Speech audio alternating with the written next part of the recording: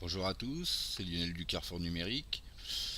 Alors un nouveau tutoriel là, c'est tout simple, hein, ça va être sur la sélection avec l'outil le raccourci B. Donc j'appuie sur B et là vous voyez mon curseur de souris, il se transforme un peu en une sorte d'axe.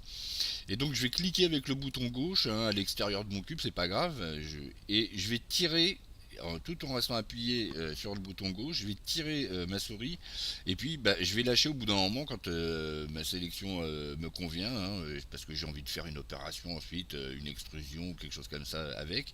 Donc je lâche le bouton et là voilà, les surfaces ont été sélectionnées, elles apparaissent.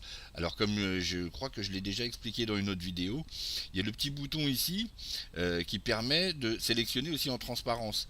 Hein. C'est un peu comme le mode filaire qu'on a vu dans la vidéo précédente, sauf que bon là on voit toujours les surfaces. Mais voilà, c'est le bouton qui permet de basculer du mode surface, c'est-à-dire toutes les surfaces qui sont les plus proches de nous, euh, aux points qui peuvent se trouver derrière. Je vais donc activer le mode transparence. Donc là, si je refais la même sélection, j'appuie sur A pour désélectionner. Si je fais B, voilà, là, on se rend compte que toute la surface, ça a traversé, la sélection a traversé la surface qui est celle qui était la plus proche de nous. Hein, voilà. Euh, bon, c'est tout pour cette vidéo. Hein. C'est Box Select. Donc voilà, touche B.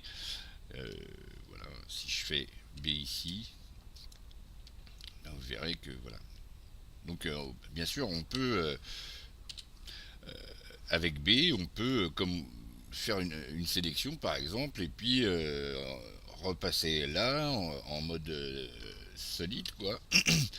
Donc je vais passer en vue de 3.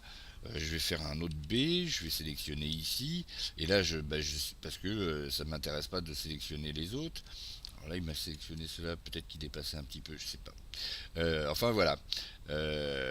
C'est l'outil Box Select. À bientôt.